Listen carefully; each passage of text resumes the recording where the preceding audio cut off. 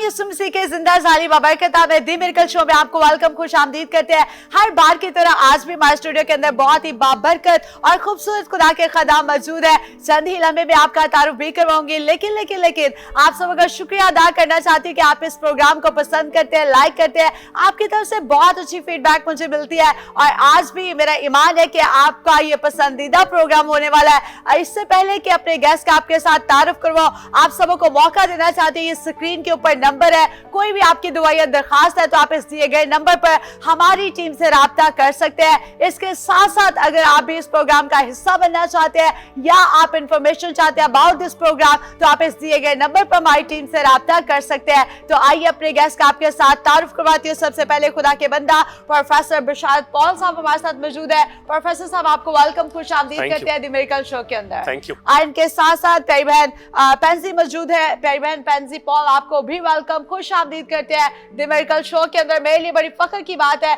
कि दोनों मियां बीवी खिदमत कर रहे हैं और खुदा के नाम को जलाल दे। आप दोनों को वेलकम करते हैं। Thank you so much. और इनके साथ साथ प्रोफेसर योहाना साहब हमारे साथ मौजूद है। प्रोफेसर योहाना जॉन साहब आपको भी वेलकम खुश आमदीद द मिरेकल शो के अंदर। Thank you so much. खुदावंद आपको बहुत बरकत दे और यकीनन यीशु नाम के अंदर जो है वो कुदरत पाई जाती है और जब भी हम उससे पुकारते हैं वो हमारी दुआओं का जवाब देता है, क्योंकि हमारा खुदा जो है वो सुनता भी है, वो करम भी करता है, वो रहम भी करता है और अपने लोगों पर निगाह भी रखता है। तो आइए इस प्रोग्राम का आगाज जो हम दुआ से करेंगे। खुदा के बंदा प्रोफेसर योहाना पॉल के साथ मिलकर हम एक दुआ करेंगे, इस प्रोग्राम का आगाज करेंगे। Let's pray together. ऐ रहीम खुदा कदूस तेरा शुक्र अदा करते हैं कि आज तूने हमें ये मौका बख्शा जिससे तेरी बुजुर्गी तेरी नियमतें हमें अता करती हैं।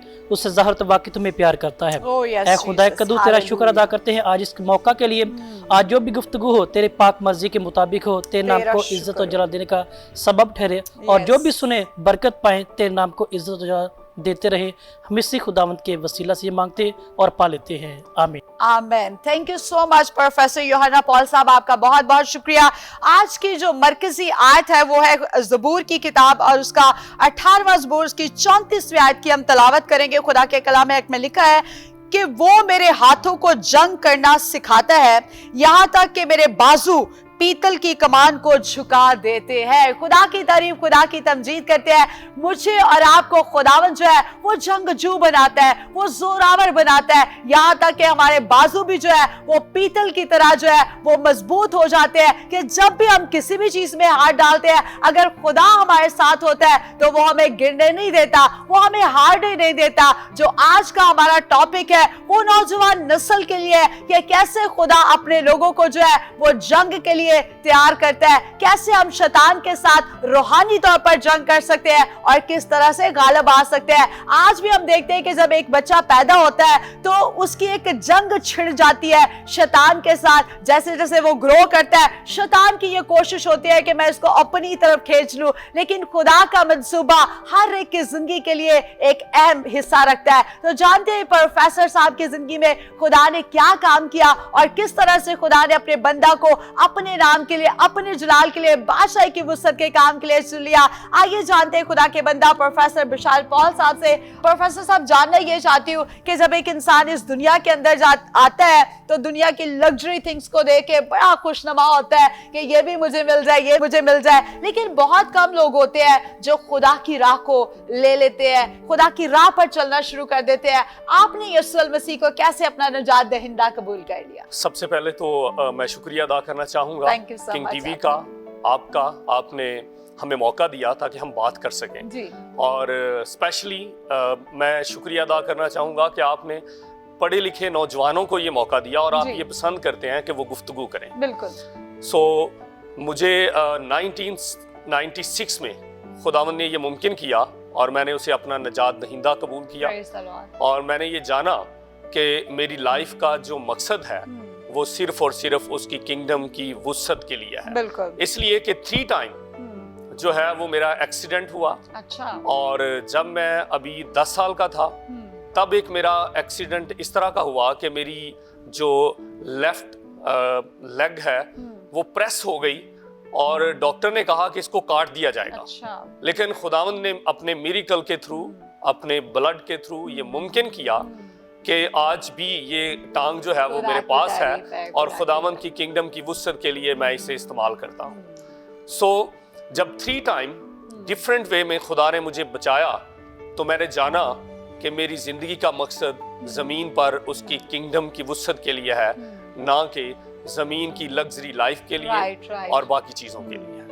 जबरदस्त। आप जैसे अपनी गवाही शेयर कर रहे थे तो आपने बताया कि 3 दफा आपका एक्सीडेंट हो गया और आपकी टांग जो थी वो बिल्कुल प्रेस हो गई और डॉक्टर ने कह दिया था कि हो सकता है कि टांग काट दी जाए, और उस वक्त आप यीशु मसीह के अंदर नहीं थे, आपने यीशु को कबूल नहीं किया था, ऐसे ही है? और मुझे आपकी बात से मुझे एक बात याद आ रही थी कि जब लोग जो है वो एक अंधे बच्चे को यीशु मसीह के पास लेकर आए तो बहुत से लोग सवाल करने लगे कि ये किसका गुनाह है, इसके बाप का गुनाह है या इसकी माँ का गुनाह है? तो यीशु मसीह ने जवाब दिया, ना इसके बाप का गुनाह है ना इसकी माँ का गुनाह है, बल्कि ये इसलिए अंधा है ताकि इसके बदन से खुदा का जलाल जाहिर हो। और कई दफा जब हमारी जिंदगी के अंदर बुरे हालात आते हैं, कई दफा हमारी जिंदगी के अंदर आजमाइशों का सामना होता है तो हम कहते हैं शायद ये मेरे साथ होना ही होना था, लेकिन कई दफा ये सारी बातों के वसीला से ये बातें इसलिए आती है हमारी जिंदगी में ताकि हमारी जिंदगी में खुदा का जलाल जाहिर हो। और जैसे ये सब हालात पैदा हुए और फिर आपने यीशु मसीह को कबूल कर लिया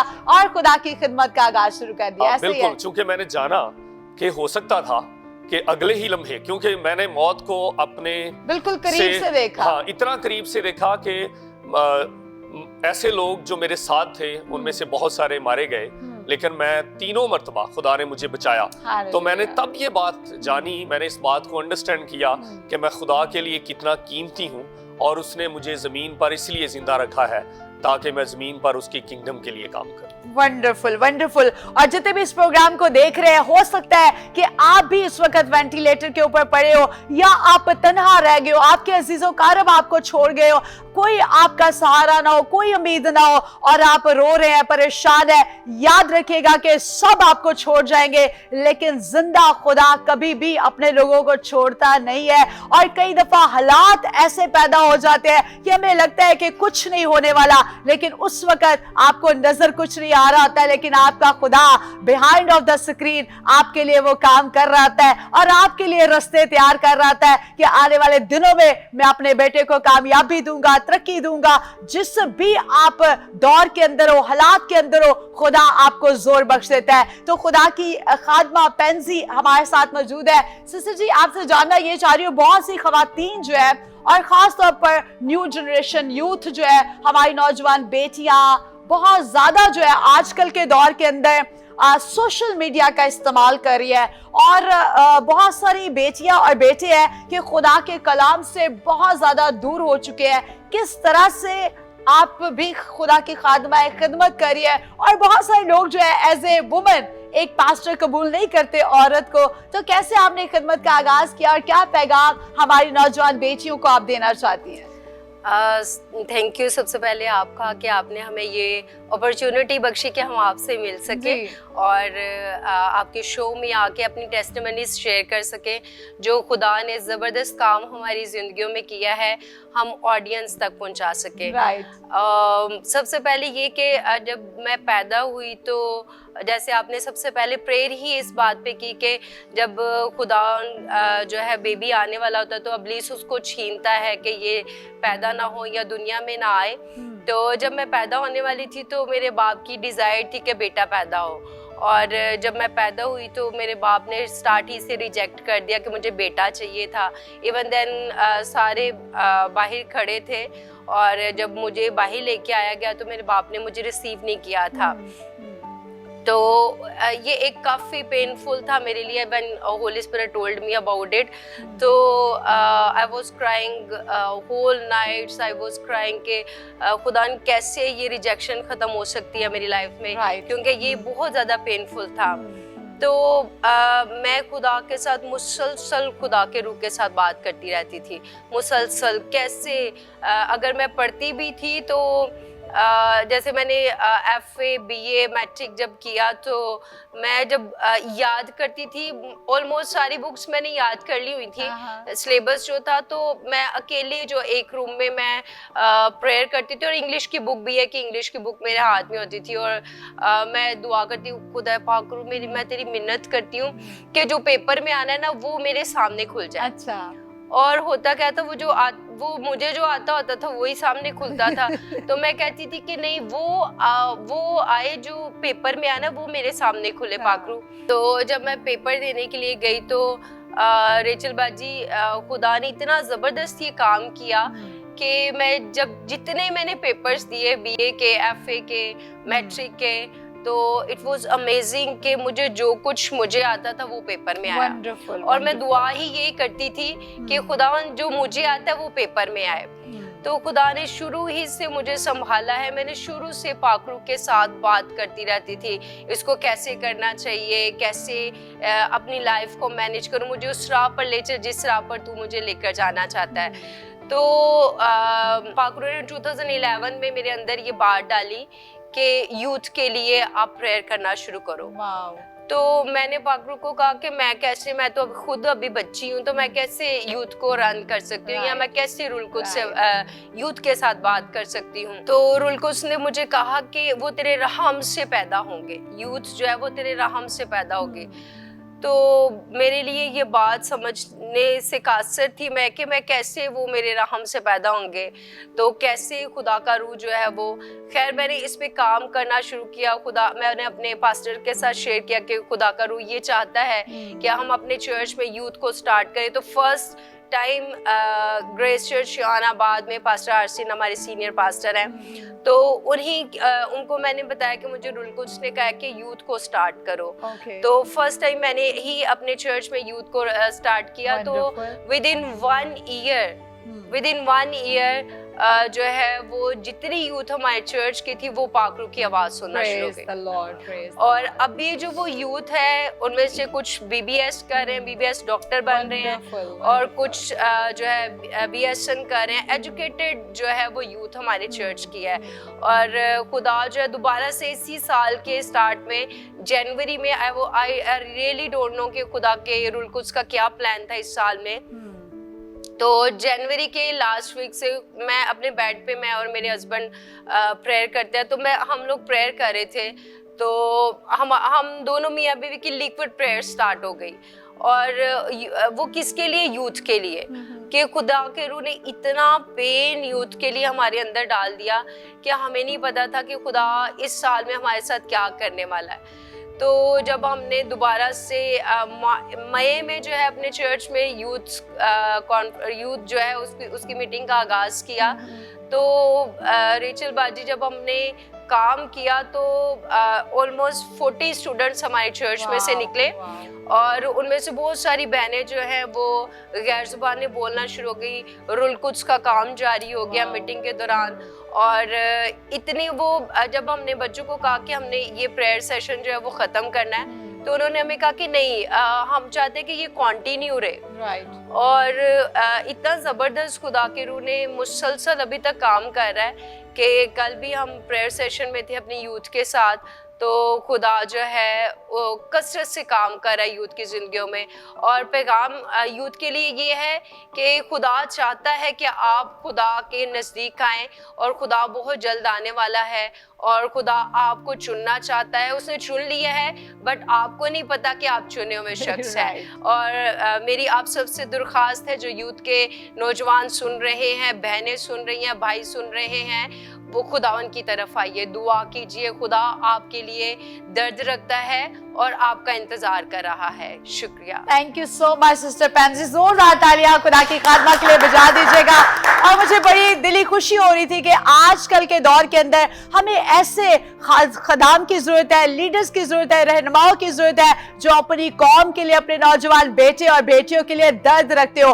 और बहुत से लोग होते हैं जो जिंदगी में बुरी मत्ते तो दे देते, लेकिन अच्छी बात जो है वो कोई कोई देता है, हर कोई नहीं देता। राह तो सब दिखाते हैं, लेकिन बहुत कम होते हैं जो उंगली पकड़ कर ले जाते हैं कि आओ मैं आपको सहारा दे देता हूँ। तो ये बहुत अच्छी जरूरत है। अगर आपके खदाम ऐसे है तो अपने खदाम की जरूर इज्जत इज्जत किया करे, एक दूसरे का लिहाज किया करे, एक दूसरे से प्यार किया करे, क्योंकि जैसे बहन ने कहा है कि यीशु मसीह बहुत जल्द आने वाला है और इस बात पे हम सब मुत्फिक है कि यीशु मसीह जल्द आने वाला है। हम नहीं जानते कि कल क्या होने वाला है। हमें जरूरत है कि आज हम यीशु मसीह को अपना निजात दहिंदा कबूल कर ले, अपनी रवशों को बेहतर बना ले, ताकि जब यीशु मसीह आए तो हम हवा में उड़कर उसका इस्तकबाल करने वाले बन जाए। हम खुदा के कलाम को भी सुनेंगे और भी बहुत सारी बातें करेंगे, यूथ के ऊपर भी। We will take a short break. Keep watching The Miracle Show with us.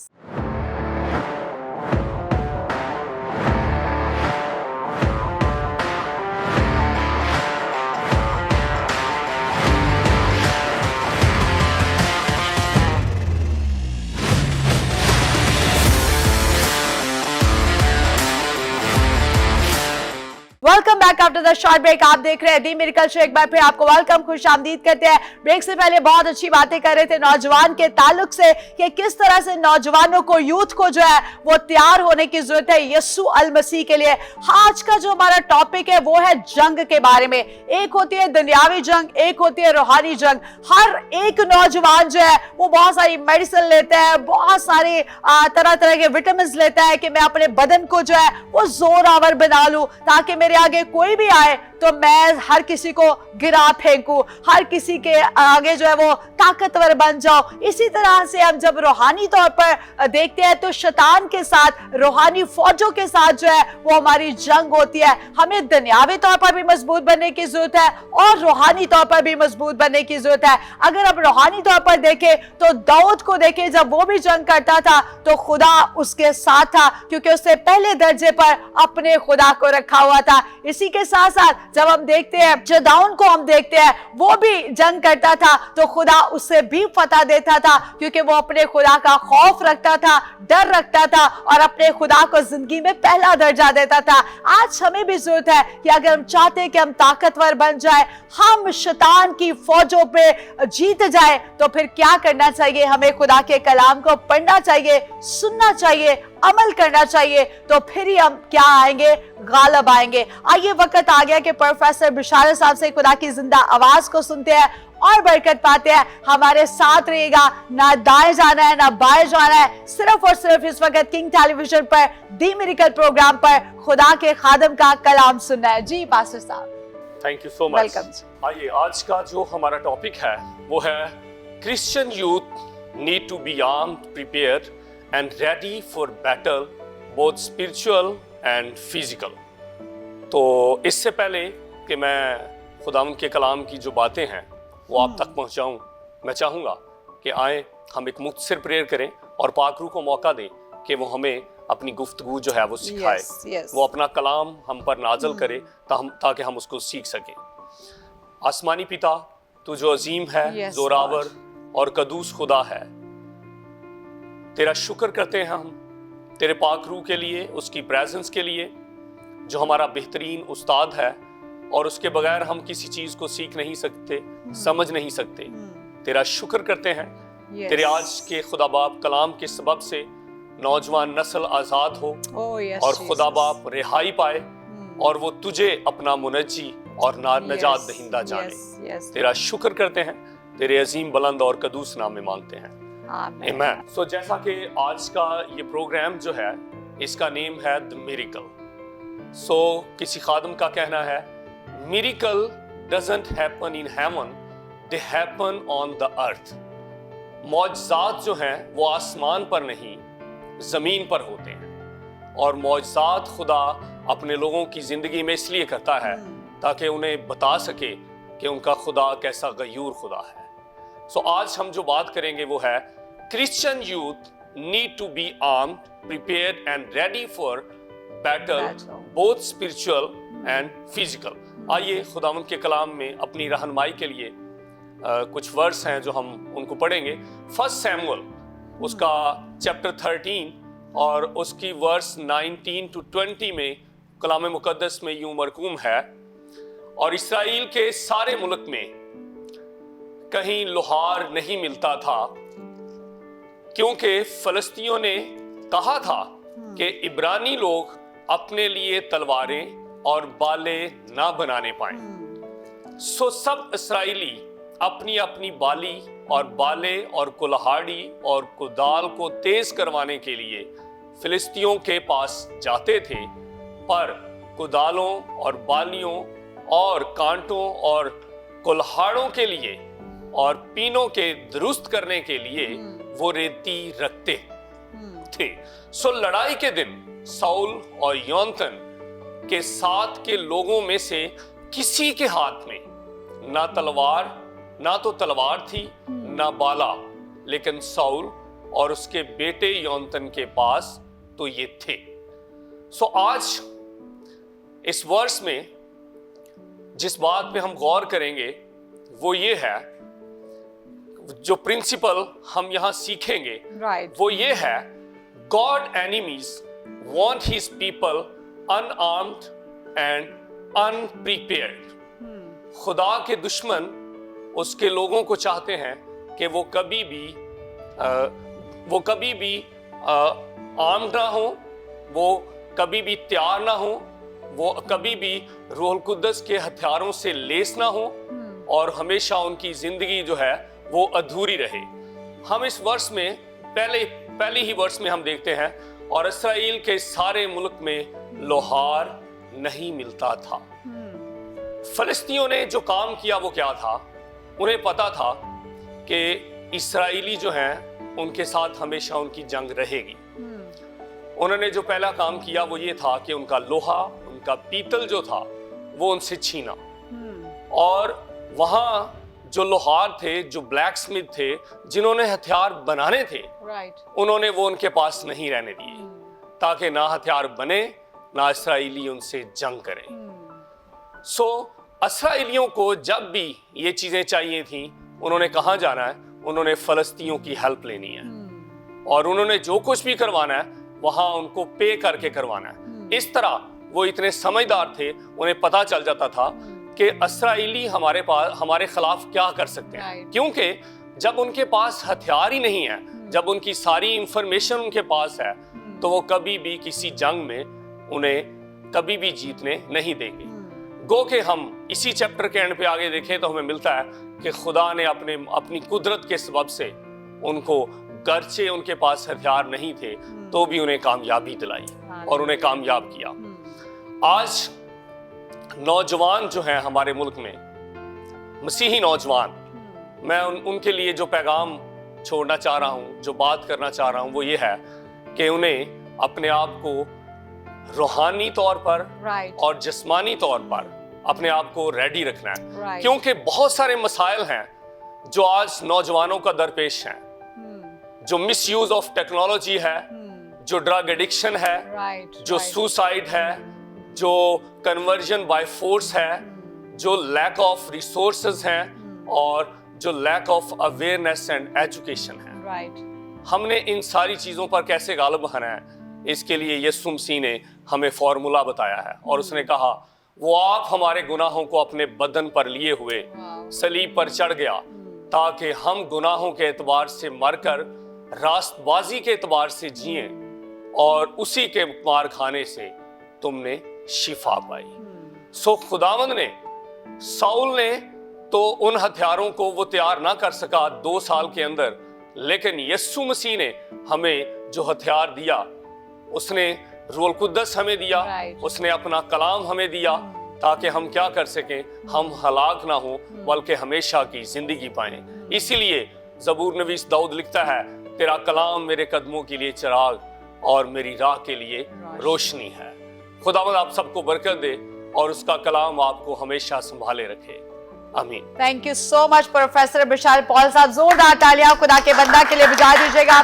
बड़ी खूबसूरती के साथ खुदा के कलाम की मनादी कर रहे थे, और मैं इस बात के साथ जो है वो मुत्तफिक हूँ आपके लिए कि नौजवानों को जो है वो आने वाले हालात के लिए, रूहानी जंग के लिए और दुनियावी तौर पर भी तैयार रहने की जरूरत है, क्योंकि ये मत सोचे कि हालात जो है वो बेहतरी की तरफ जाने वाले हैं। जिस तरह से ये दौर चल रहा है, आगे हालात जो है वो और ज्यादा मुश्किल और कठिन होने वाले हैं, और बहुत से रास्तबाज लोग जो है वो भी गुमराह हो जाएंगे, क्योंकि बहुत सारे लोग जो है वो गुमराही की तरफ जो है वो जा रहे हैं। तो अपने आप को हमें तैयार रखने की जरूरत है कि हम नहीं जानते कि कब शैतान जो है वो अपनी जंग तैयार करे और एकदम से हमें मैदान के अंदर उतरना पड़ जाए। तो इसके साथ साथ प्रोफेसर यूहन्ना जॉन साहब हमारे साथ मौजूद है। मैं आपसे ये सवाल करना चाह रही हूँ कि जिस तरह से नौजवान बेटे होते हैं वो WWF को बहुत ज्यादा पसंद करते हैं, रेसलिंग को, और इस तरह से वो कन्फू को पसंद करते हैं, लेकिन उससे पहले मैदान के अंदर जाने के लिए तैयारी की जरूरत होती है। और बहुत से नौजवान जो है वो आज लैक ऑफ एजुकेशन की हम बात कर रहे हैं कि तालीम हमारे अंदर नहीं है, तालीम की कमी है। मैं जानना चाहती हूँ कि एक यूथ के लिए, नौजवान के लिए किस कदर तालीम की अहमियत है और क्यों जरूरी है। जी बहुत शुक्रिया, मैं खुदा का शुक्र अदा करता हूँ और आप सबका भी कि आज आपने स्पेसिफिक उस तबके को मदऊ किया जो कि इस फील्ड से वाबस्ता है। दूसरी बात कि अभी आपने अपने सवाल में तज़किरा किया कि तालीम जिसके अंदर दाखिल होती है वो क्यों नहीं हो रही है। बात है कि तालीम जिसके अंदर दाखिल होती है वो इंसान बन जाता है और जिसके ऊपर से गुजरे वो मॉडर्न बन जाता है। इस तालीम के मकसद को आज के दौर में देखें तो हमारा आज का मौक़िफ़, नौजवान यूथ जो है वो इससे दूर हट चुकी है। और मेरा खास कर जो फील्ड वो उर्दू लिटरेचर के हवाले से, क्योंकि जिस कल्चर में मैं और आप रह रहे हैं ना, यहाँ की मुकामी और सकाफती तहजीब व तमद्दुन की जो ज़ुबान वो उर्दू ही है। तो मैं खास कर नौजवान नस्ल को ये काम कर रहा हूँ कि जो हमारी असनाफ़ शायरी है या नसर है, तो उनमें किस तरह इलाहियाती पहलू या खुदा के कलाम की वो चीज़ें हम सीख कर या जान कर अपने अंदर वो तालीम दाखिल करें और उसी के वसीले नस्ल दर नस्ल उसको जान सके। तो जिस तरह हम तालीम के मानी पर गौर कर रहे थे कि तालीम का मकसद है कि शऊर को जानना, शऊर को पाना और हकीकत के करीब होकर उसको अपने अंदर दाखिल करना है। तो यही वो जब मैं पहले जुमला दोहराया था कि तालीम जिसके अंदर दाखिल हो जाती है वो इंसान बन जाता है। तो हमने क्या करना है, अपने मुकामी कल्चर, तहजीब व तमद्दुन में रहते हुए उस इल्म और तालीम को जानना है जिसको हमने पाकर हम खुदा के जलवागरी और उसकी कुदरत का इजहार अपने किरदार से कर सकते हैं। तो आज 21वीं सदी साइंस का दौर भी है। बहुत सी अब वेबसाइट्स का हम तज़किरा करते हैं, सोशल मीडिया का तज़किरा करते हैं, साइंस के जदीद आलात का, लेकिन वो बजाते खुद गलत नहीं, मेरा और आपका इस्तेमाल उस पर गलत है। तो इसीलिए हम आज 21वीं सदी के हवाले से बात बहुत से मौजज़ात की करते हैं। तालीम को हासिल करना भी एक बहुत बड़ा आज के दौर में मौजज़ा है, उसको पाकर उस पर अमल करना एक बहुत बड़ा मौजज़ा है। तो इस हवाले से मैं कहना चाहता हूँ कि मौजज़े 21वीं सदी की ये नहीं है कि हम कब्रिस्तान में जाएं, कर्बों पे हाथ रख के मुर्दे जिंदा करें, बल्कि आज के मौजज़े ये हैं कि जिंदा को जिंदगी की राह दिखाई जाए। उस जिंदगी की राह में तालीम और इल्म जो मेन मरकजी रीढ़ की हड्डी है वो आज हमें इस वक्त की ज़रूरत है। तो मेरा जो ख़ास टॉपिक था रिसर्च वर्क का भी, तो जो हमारी असनाफ़े शायरी हैं, उर्दू अदब के अंदर नज़म है, गज़ल है, तो उनमें बाकायदा तौर पर मसीही वो जो पहलू हैं जो उन शायरों ने मुनादी की रूह में या इस कल्चर में रहते हुए मुकामी ज़ुबान में लोगों को मसीह का पैगाम दिया, उसको स्पेसिफिक सादा अल्फाज में लेके आना था। तो ये वो चीज़ है जो तालीम और इल्म की बिना पर जो हमें ज़रूरत है। तो आज की आखिरी बात इस सवाल से कहूँगा कि इल्म ये नहीं कि अल्फाज कितने मुश्किल और बात कितनी गहरी है, बल्कि इल्म ये है अल्फाज कितने सादा और बात कितनी ज़रूरी है। यही ज़रूरत और अहमियत तालीम और हमारी नौजवान नस्ल की भी है। Thank you so much professor यूहन्ना जॉन साहब, बड़ी खूबसूरती के साथ तालीम के बारे में बयान कर रहे थे कि एक नौजवान के लिए तालीम का होना कितना अहम है। तो आइए वक्त आ गया कि यकीनन मुझे पता है कि आप इंतजार कर रहे थे कि कब आप सबों के लिए बरकत की दुआ करेंगे। खुदा की खादमा सिस्टर पेंसी हमारे साथ मौजूद है। मैं चाहती हूँ कि आज आप तमाम बीमारों के लिए दुआ करें और जितने भी कमजोर है, लाचार है, अगर आप वेंटिलेटर पर पड़े हैं, आपके पास कोई उम्मीद नहीं है, तो याद रखिएगा कि आज का दिन जो है वो आपके मौजज़े का दिन है, आज का दिन जो है वो आपकी निजात का दिन है, आज जो है वो आपकी शिफा का दिन है। आइए अपनी आंखें बंद कीजिए, हम तमाम खादम वहां मिलकर भाई बहन सिस्टर पेंसी के साथ मिलकर आप सबों के लिए दुआ करते हैं। जी सिस्टर जी। आसमानी बाप, हम तेरी शुक्रगुजारी करते हैं और हम तेरे कदमों में आते हैं। हम इन सारी ऑडियंस को खुदा जो सुन रही है, देख रही है इस प्रोग्राम को, हम उनको तेरे पाक लहू में छुपा देते हैं और यीशु मसीह चाहते हैं कि तू जो बीमारों को नंगा करता है। ऐ खुदा तेरे मेहर की नजर को, तेरे तरस को, तेरे रहम को हम इन जिंदगियों पर चाहते हैं। ये शिफा पा जाए यीशु मसीह नासरी के नाम से, ये बीमारी के बिस्तर से उठ खड़े हो यीशु के नाम से खुदा, ताकि जिंदा गवाहियां पैदा हो कि यीशु मसीह शाफी है और ऐ खुदा उन खुदा तेरी तारीफ तेरी तमजीद कर सके खुदा, यीशु के नाम से मांग कर पा लेते हैं। आमीन आमीन आमीन। थैंक यू सिस्टर पेंसी, खुदा आपको बहुत बरकत दे। और मेरा ईमान है कि आज के प्रोग्राम के वसीला से आपने बरकत पाई होगी। स्क्रीन के ऊपर नंबर है, कोई भी खुदा आपकी जिंदगी में मौजे का, निजात का, शिफा का, बहाली का काम करता है तो मिस मत कीजिएगा, जरूर हमारी टीम के साथ शेयर कीजिएगा। इसके साथ साथ thank you so much professor Yohana John साहब, आपका बहुत बहुत शुक्रिया। सिस्टर पेंसी आपका भी बहुत शुक्रिया, खुदा आपको बहुत बरकत दे। बहुत अच्छा लगा आपके साथ रफाकत करके। और इसके साथ साथ प्रोफेसर बिशार पॉल साहब आपका भी बहुत शुक्रिया। और हमारी दुआ है कि खुदा आपकी खिदमत को, आपकी मिनिस्ट्री को, आपकी कलीसिया को खुदा कसरत से बरकत दे और आपको आने वाले दिनों में खुदावन जो है वो पूरी दुनिया में अपने कलाम के लिए इस्तेमाल करे। थैंक यू सो मच आपके आने के लिए और आप सबों का भी बहुत शुक्रिया। मेरा ईमान है कि आज के प्रोग्राम के वसीला से आपने बरकत पाई होगी। ये स्क्रीन के ऊपर नंबर है, प्रोग्राम की फीडबैक जरूर दीजिएगा कि आज का प्रोग्राम आपको कैसा लगा। अब हमें इजाजत दीजिएगा। God bless you all. Pakistan जिंदाबाद।